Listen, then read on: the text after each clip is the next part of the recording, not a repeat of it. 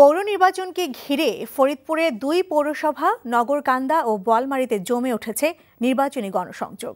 স্থানীয় নির্বাচন এবার দলীয় প্রতীকে হওয়ায় প্রার্থী ভোটার উভয় পক্ষেরই উৎসাহের কোনো কমতি নেই। নিজের অবস্থানকে দৃঢ় করতে প্রার্থীরা রাত দিন এক করে চালাচ্ছেন নির্বাচনী প্রচার। কোনো কোনো প্রার্থী প্রতিপক্ষের নির্বাচনী আচরণ ভঙ্গের অভিযোগ করলেও রিটার্নিং কর্মকর্তা বলছেন এখন পর্যন্ত উল্লেখযোগ্য অভিযোগ পাননি তারা। আনিসুর রহমানের তোলা ছবিতে ফরিদপুর থেকে তামজিদ সুমনের রিপোর্ট। পল্লীকবি জসিমউদ্দিনের জেলা ফরিদপুর। এই জেলায় 5 পৌরসভার মধ্যে নির্বাচন হচ্ছে 2 পৌরসভায়। দিন যত ঘনিয়ে আসছে নির্বাচনী প্রচারের গতিও বেড়ে চলেছে।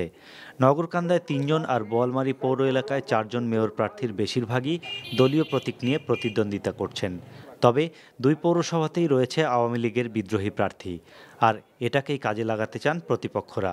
জয়লাভ করতে পারলে ইনশাআল্লাহ রাস্তাঘাট, কালভার্ট, ব্রিজ, বিশুদ্ধ পানির ব্যবস্থা করব, বিদ্যুতের ব্যবস্থা করব।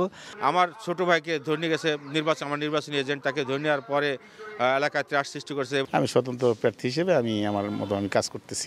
সুষ্ঠু নিরপেক্ষ ভোট এলে আমি 100% বিজয় হব। এই 2 পৌর এলাকায় 62 জন সাধারণ কাউন্সিলর ও 20 জন সংরক্ষিত মহিলা কাউন্সিলর প্রতিদ্বন্দ্বিতা করছেন। এবারের দলীয় প্রতীকে পৌর নির্বাচনকে অনেক ভোটারই স্বাগত জানিয়ে বলছেন এলাকার উন্নয়নের জন্য যোগ্য প্রার্থীকেই বেছে নেবেন তারা। আমাদের অনেক সমস্যা, রাস্তাঘাট ভাঙা, গাড়ি চালাইতে পারি না, তো রাস্তাঘাটগুলো উন্নয়ন করলে আমরা এরকম একজন প্রার্থী চাই। আমরা চাই যে একটা ভালো মানুষ হোক, যাতে দেশের উন্নয়ন করতে পারে, আমাদের এলাকার উন্নয়ন হয়। আমরা যাকে মেয়র বানাবো ইনশাআল্লাহ আমরা আশা করব তার দিয়া যাতে আমাদের পৌরসভা উন্নত হয়।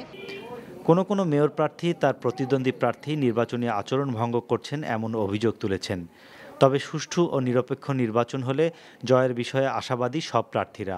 আশাবাদী যে ইনশাল্লাহ আগামী 30 তারিখের পৌরসভা নির্বাচনে নৌকা মার্কা প্রতীকের বিজয় ইনশাল্লাহ নিশ্চিত বলে আমার ধারণা। সুষ্ঠুভাবে যদি নির্বাচন হয় তাহলে এই এলাকার থেকে বিপুল ভোটের ব্যবধানে ইনশাল্লাহ আমরা জয়লাভ করব। 30 তারিখে সুষ্ঠু নির্বাচন হলে ইনশাল্লাহ আমি বিপুল ভোটে জয়ী হব, এটা আমার আত্মবিশ্বাস।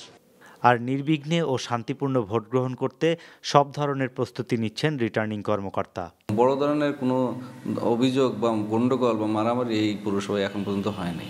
তো আমরা আশা করছি যে সামনে যে পৌরসভা নির্বাচন 30 তারিখে সবার সহযোগিতায় অত্যন্ত সুন্দরভাবে, সার্থকভাবে এবং নিরপেক্ষভাবে সম্পন্ন করতে পারব।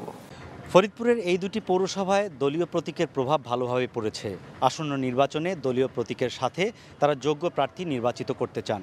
তবে শহরের উন্নয়ন ও সংস্কারে কোনো ধরনের আপোষ করতে রাজি নন তারা। Tamjid Suman, NTV news, Nagarkanda, Faridpur.